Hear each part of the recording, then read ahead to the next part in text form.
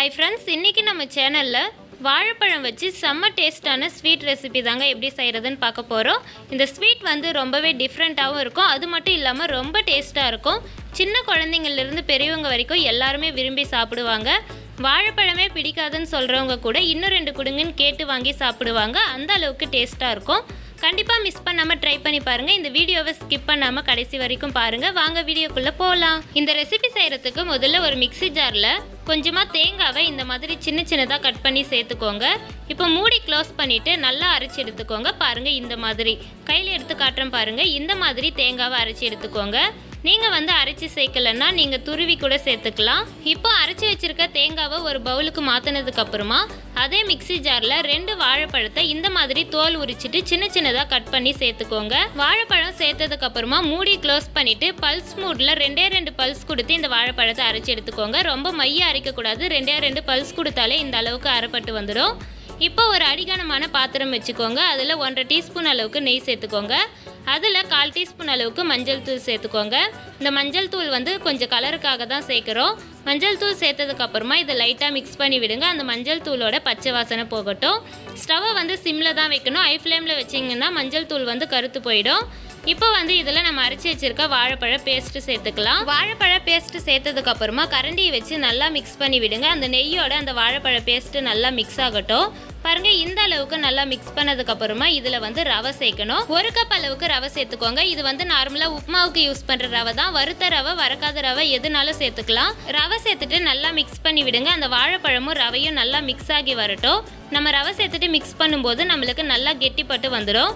இந்த அளவுக்கு நல்லா மிக்ஸ் பண்ணதுக்கப்புறமா இதில் 1 கப் ரவைக்கு 1/2 கப் அளவுக்கு பால் சேர்த்துக்கோங்க. பால் வந்து வெதுவெதுப்பான சூட்டில் இருக்கும்போது சேர்த்துக்கோங்க. பால் சேர்த்ததுக்கப்புறமா இந்த ரவையும் பாலும் நல்லா மிக்ஸ் ஆகி வர அளவுக்கு கரண்டியை வச்சு நல்லா மிக்ஸ் பண்ணி விடுங்க. நம்ம கரண்டியை வச்சு இது மாதிரி அழுத்தம் கொடுத்து மிக்ஸ் பண்ணும்போது அந்த ரவையில் இருக்கிற கட்டிகள்லாம் உடஞ்சி நல்லா மிக்ஸ் ஆகி வந்துடும். பாருங்கள், இந்த மாதிரி மிக்ஸ் பண்ணதுக்கப்புறமா ஸ்டவ்வை சிம்மில் வச்சுட்டு நல்லா கரண்டி வச்சு மிக்ஸ் பண்ணிக்கிட்டே இருக்கணும். நம்ம மிக்ஸ் பண்ணிக்கிட்டே இருக்கும்போது தான் நம்மளுக்கு வந்து அடி பிடிக்காமல் இருக்கும். நீங்கள் வந்து அடிகனமான பாத்திரம் இல்லைன்னா நான்ஸ்டிக் கடாயில் கூட இந்த ரெசிபி செய்யலாம். நம்ம நான்ஸ்டிக் கடாயில் செய்யும்போது நம்மளுக்கு கொஞ்சம் கூட ஒட்டாமல் வரும். இப்போ பாருங்கள், இந்த அளவுக்கு ரவை எல்லாம் நல்லா வெந்து வந்திருக்கு. அந்த அளவுக்கு நம்ம நல்லா மிக்ஸ் பண்ணிக்கிட்டே இருக்கணும். ரவை எல்லாம் இந்த அளவுக்கு நல்லா வெந்து கெட்டிப்பட்டு வந்ததுக்கப்புறமா இதில் நம்ம அரைச்சி வச்சிருக்க தேங்காய் துருவல் சேர்த்துக்கலாம். இது கூடவே 2 ஏலக்காவை இந்த மாதிரி தட்டி சேர்த்துக்கோங்க. நம்ம ஏலக்காய் சேர்க்கறதுனால இந்த ஸ்வீட் வந்து ரொம்பவே மணமாகவும் டேஸ்ட்டாகவும் இருக்கும். அதனால் கண்டிப்பாக ஏலக்காய் தூள் சேர்த்துக்கோங்க. எல்லாத்தையும் சேர்த்ததுக்கப்புறமா இது எல்லாம் நல்லா மிக்ஸ் ஆகி வர அளவுக்கு நல்லா மிக்ஸ் பண்ணிக்கோங்க. இந்த தேங்காய் துருவல் இந்த வாழைப்பழ பேஸ்ட்டோட நல்லா மிக்ஸ் ஆகி வரணும். அந்த அளவுக்கு நல்லா மிக்ஸ் பண்ணிக்கிட்டே இருக்கணும். கண்டிப்பாக ஸ்டவ்வை வந்து சிம்மில் வச்சுட்டு தான் இதை செய்யணும். நீங்கள் வந்து ஹை ஃப்ளேமில் வச்சிங்கன்னா கீழே வந்து அடி பிடிக்க ஆரம்பிச்சிடும். பாருங்கள், இந்த அளவுக்கு நல்லா மிக்ஸ் பண்ணி கெட்டிப்பட்டு வந்ததுக்கப்புறமா இதில் வந்து நம்ம சர்க்கரை சேர்க்கணும். நான் வந்து 1 கப் ரவைக்கு 1 கப் அளவுக்கு சர்க்கரை சேர்த்துருக்கேன். நீங்கள் வந்து உங்கள் இனிப்புக்கு ஏற்ற மாதிரி சர்க்கரையை ஏறக்குறைய அட்ஜஸ்ட் பண்ணி சேர்த்துக்கோங்க. சர்க்கரை சேர்த்ததுக்கப்புறமா இந்த சர்க்கரையை நல்லா மிக்ஸ் பண்ணி விடுங்க. நம்ம சர்க்கரை சேர்த்துட்டு நல்லா மிக்ஸ் பண்ணிக்கிட்டே இருக்கும்போது நம்மளுக்கு இன்னும் கொஞ்சம் தண்ணியாக இருக்கிற மாதிரி வரும். இந்த மாதிரி வந்ததுக்கப்புறம் நம்ம கரண்டி வச்சு நல்லா மிக்ஸ் பண்ணிக்கிட்டே இருக்கணும். நம்ம மிக்ஸ் பண்ணிக்கிட்டே இருந்தோம்னா நம்மளுக்கு நல்லா கெட்டிப்பட்டு வந்துடும்.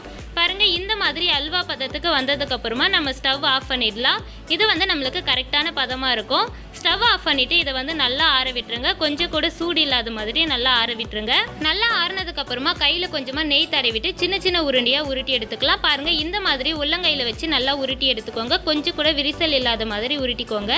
இப்போ இதே மாதிரி நம்ம மீதி இருக்கிற எல்லா மாவையும் சின்ன சின்ன உருண்டைகளாக உருண்டை பிடிச்சி எடுத்துக்கலாம். பாருங்கள், நான் இப்போ இருக்கிற எல்லாத்தையும் இந்த மாதிரி சின்ன சின்ன உருண்டையாக உருட்டி எடுத்து வச்சுருக்கேன். கிட்டத்தட்ட நம்ம ஸ்வீட் வந்து ரெடி ஆயிடுச்சு.